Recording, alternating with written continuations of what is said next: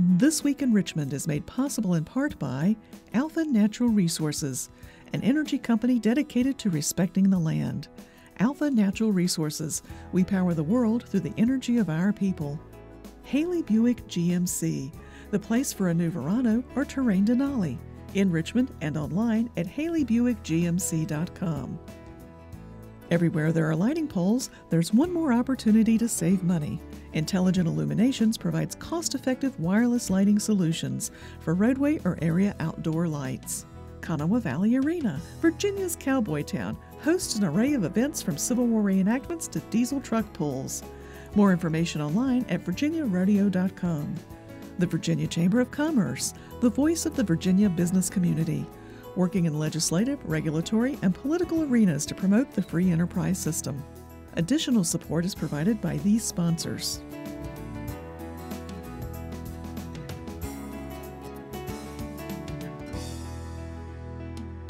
And by the members of Virginia's public television stations. Thank you.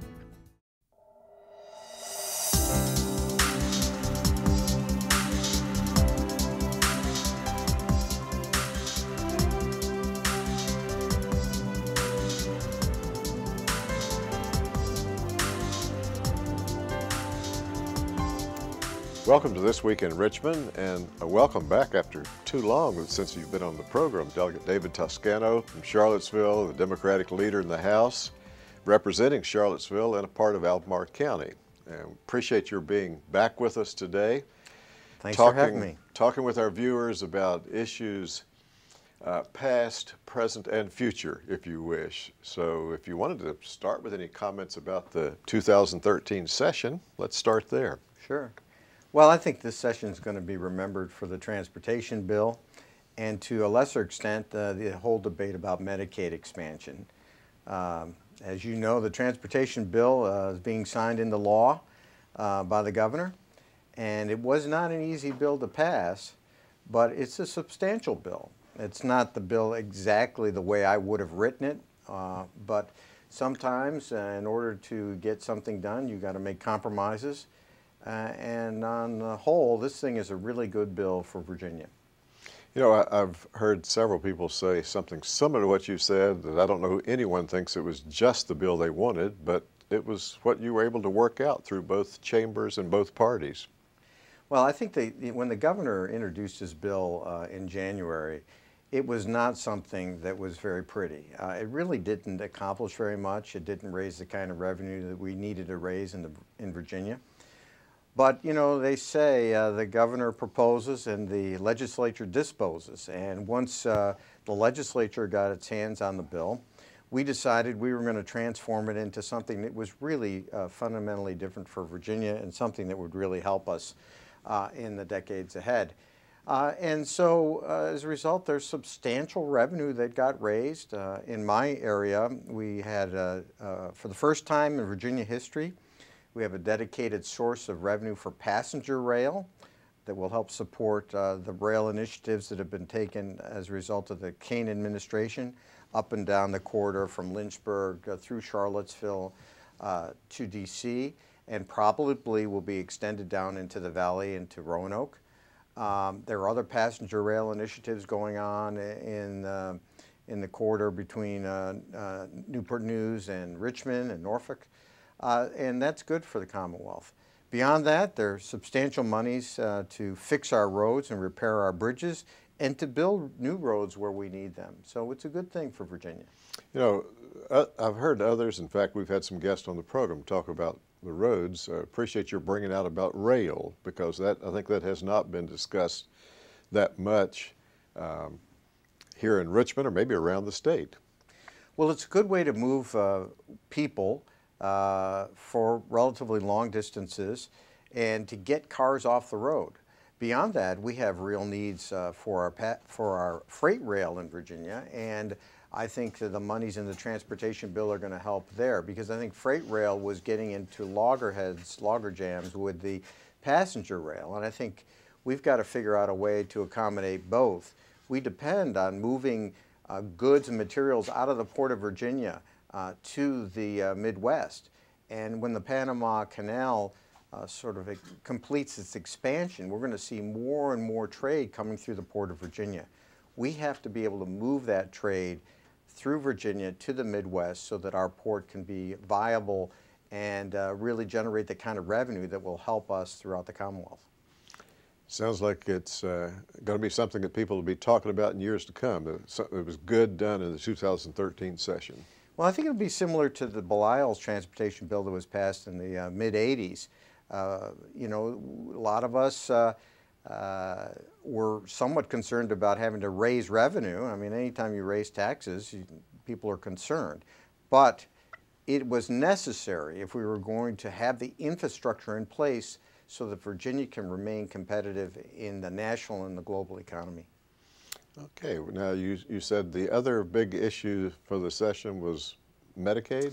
Well, Medicaid expansion is a huge issue. You know, in the aftermath of the Supreme Court decision on the Obama Federal Health Care Affordability Act, it left the Medicaid decision with the states. And a lot of governors around the country had decided that to accept federal money to expand Medicaid to serve more and more of their constituents was a good thing. Our governor had decided that he didn't think it was such a good thing. A number of us were supportive of expanding Medicaid. Our arguments were that you had 300 to 400,000 Virginians, our constituents, that were left out, did not have adequate health care insurance. Our emergency rooms were overly burdened by having to accept indigent patients, and that costs our hospitals a lot. And we weren't creating the kind of jobs that we needed in Virginia in the healthcare industry. And for that reason, we thought that this was a good thing. We would accept our federal dollars, our tax dollars that were going to Washington, bring them back to Virginia to invest in our people to provide some good health insurance for them. The governor said he didn't really want to accept those dollars, and so we got into a little bit of a discussion, shall we say, that got resolved by the formation of a group of senators and House members that would try to determine if reforms had been put in place sufficient to justify the acceptance of the Medicaid dollars from the feds to expand the program. That commission will meet periodically, I think, through the summer and fall. Hopefully they will decide that the reform measures are sufficiently good to accept the Medicaid dollars, and we'll have Medicaid expansion in Virginia. But it remains to be seen. Okay.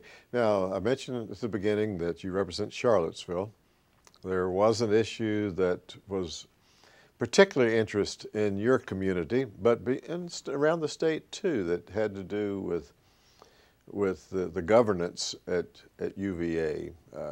Update our viewers some around the state. Your folks back in Charlottesville know what happened, but update our viewers around the state about how that matter was dealt with here during the General Assembly. What's it looking like now?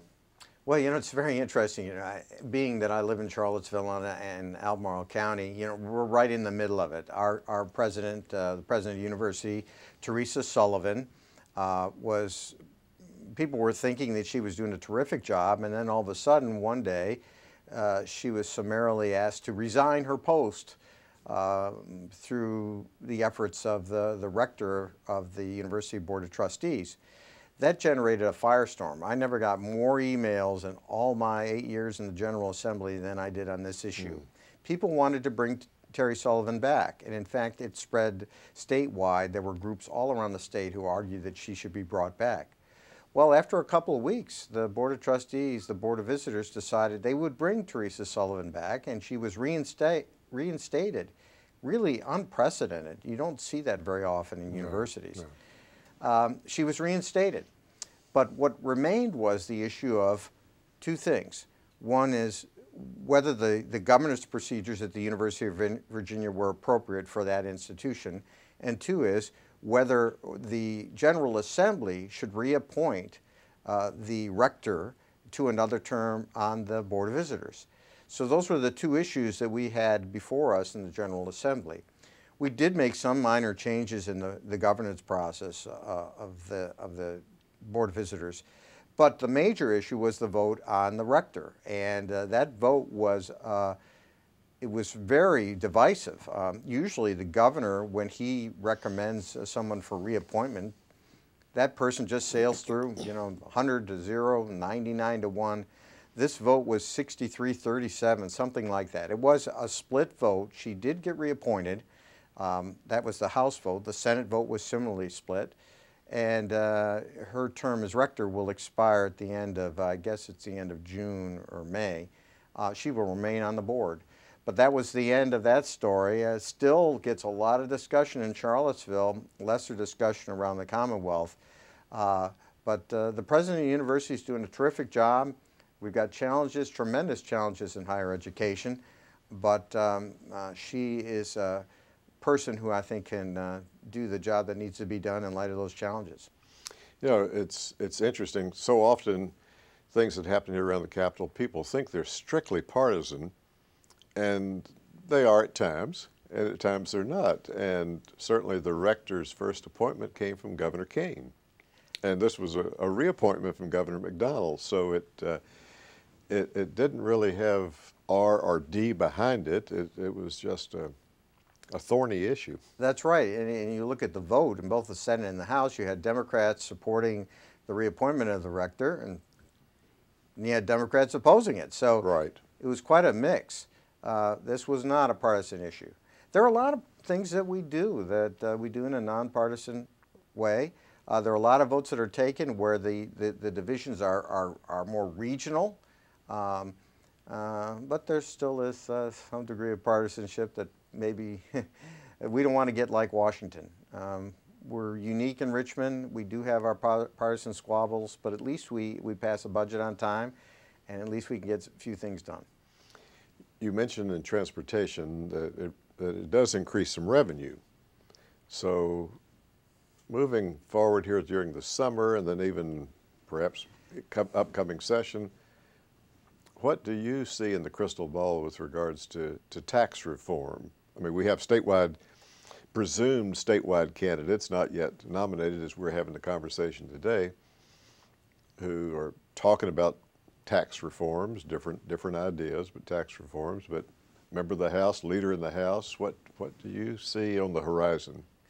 Well, I think there are a couple things that will probably happen in the next year's session. It's going to depend a lot on who's governor. I think you will see some efforts at tax reform. Now, what they're going to look like is another issue altogether.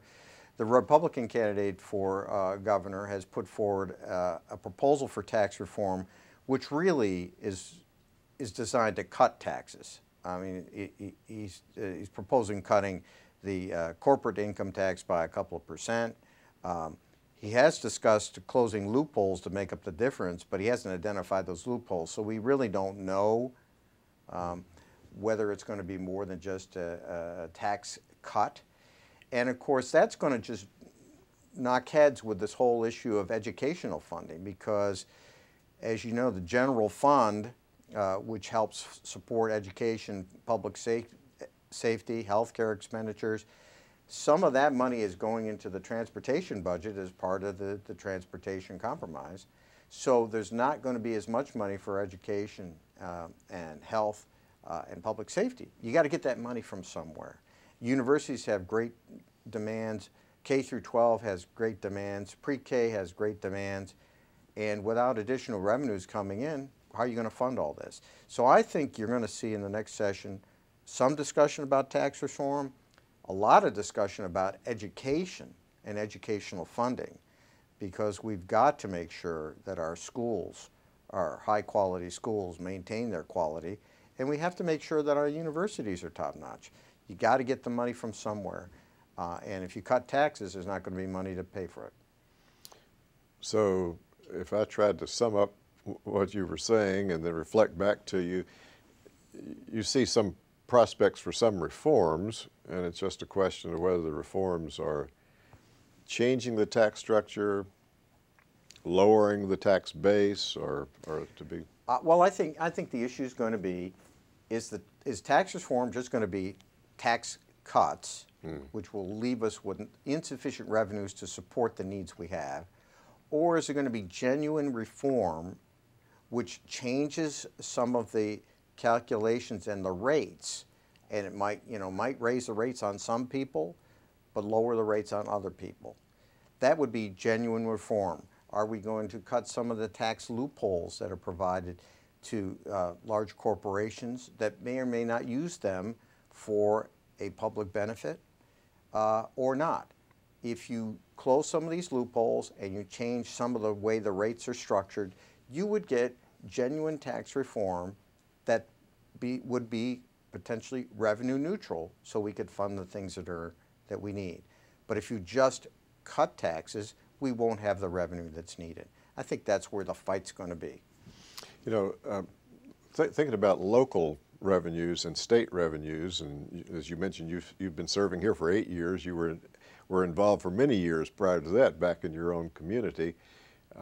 We hear comments from many jurisdictions about the state just passing things down to us, or property taxes going up. So some speculation that I've heard is maybe this tax reform, if it really takes place, could help in not pushing more taxes down to the local level.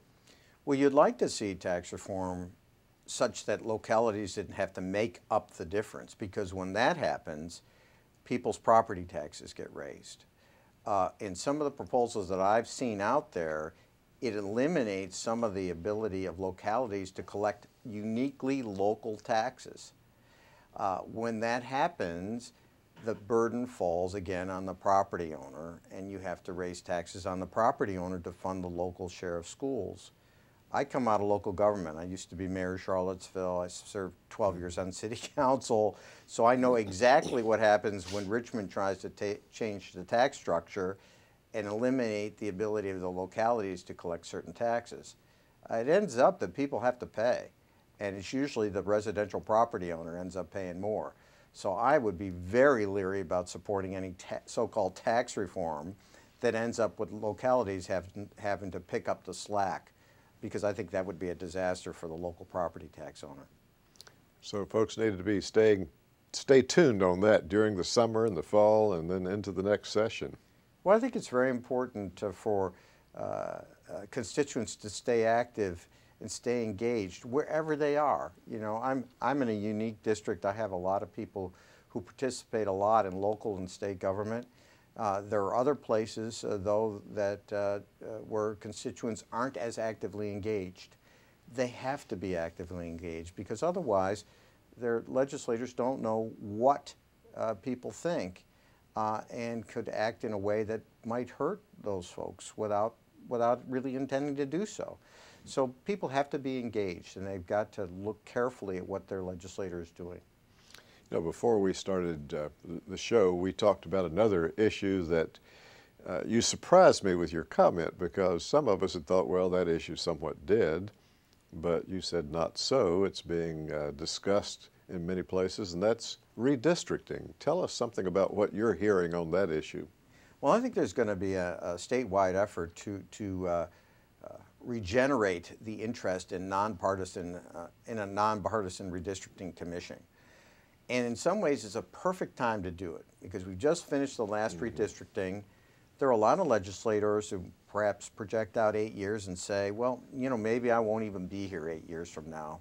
I don't have to worry about my district. And of course, it's never their district, it's their constituents' district. And could say, well, you know, if you look at the way things operate in the Commonwealth and federally, a lot of our problems are because of redistricting. Redistricting is tending to force us to become more polarized.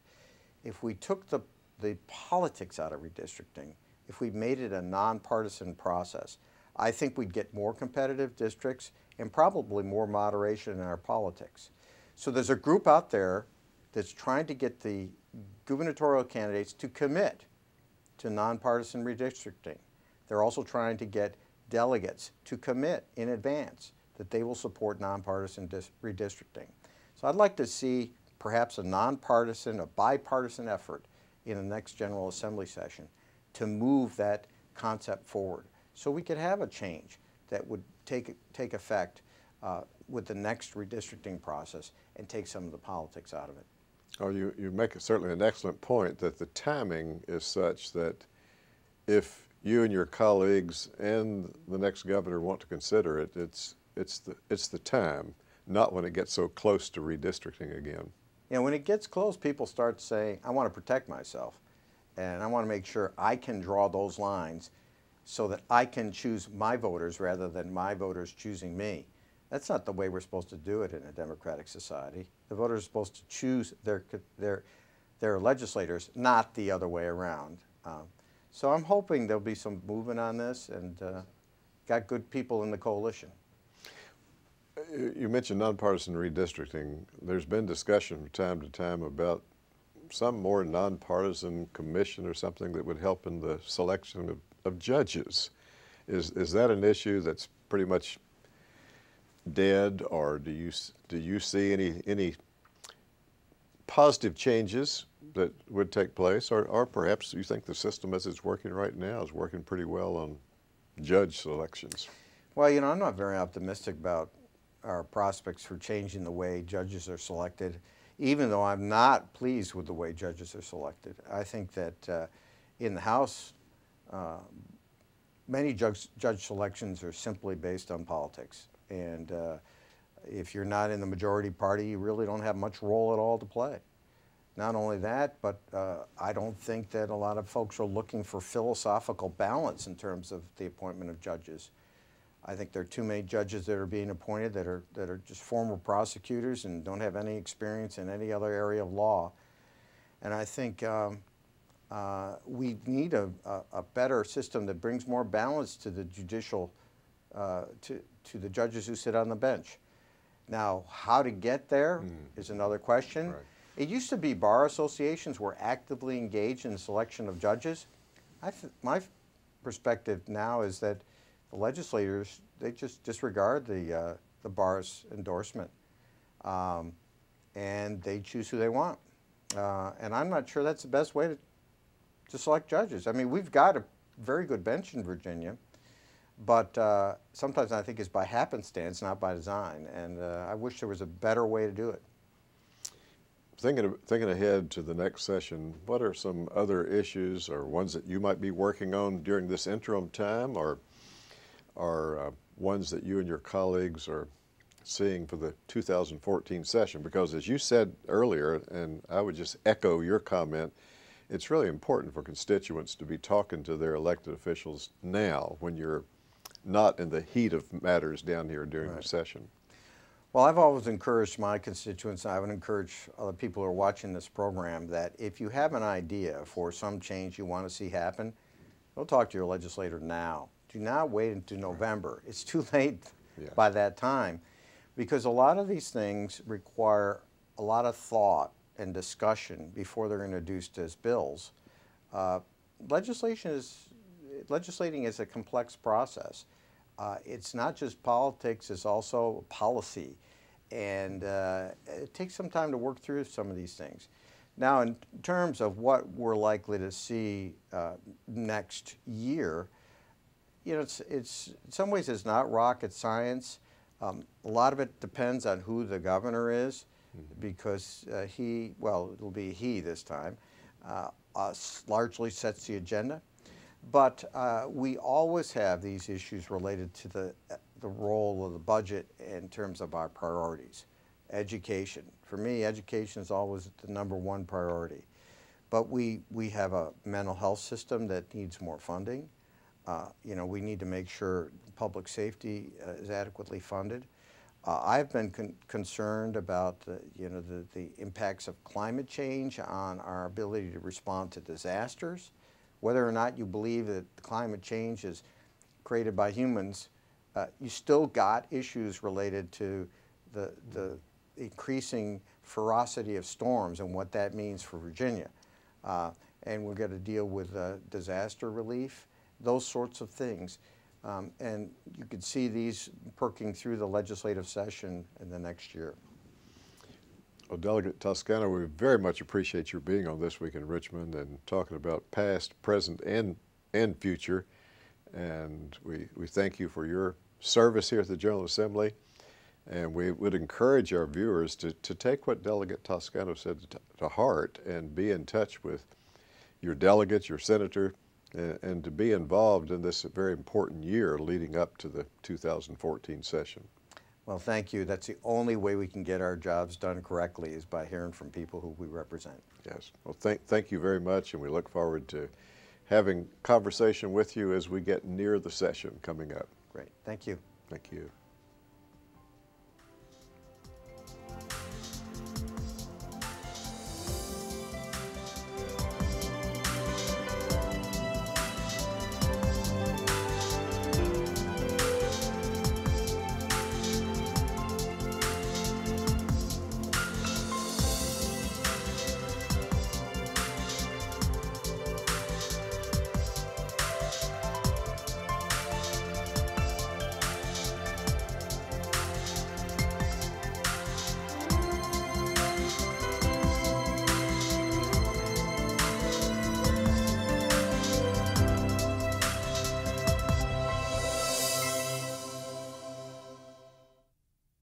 This Week in Richmond is made possible in part by Alpha Natural Resources, an energy company dedicated to respecting the land. Alpha Natural Resources, we power the world through the energy of our people. Haley Buick GMC, the place for a new Verano or Terrain Denali, in Richmond and online at haleybuickgmc.com. Everywhere there are lighting poles, there's one more opportunity to save money. Intelligent Illuminations provides cost-effective wireless lighting solutions for roadway or area outdoor lights. Kanawha Valley Arena, Virginia's cowboy town, hosts an array of events from Civil War reenactments to diesel truck pulls. More information online at virginiarodeo.com. The Virginia Chamber of Commerce, the voice of the Virginia business community, working in legislative, regulatory, and political arenas to promote the free enterprise system. Additional support is provided by these sponsors.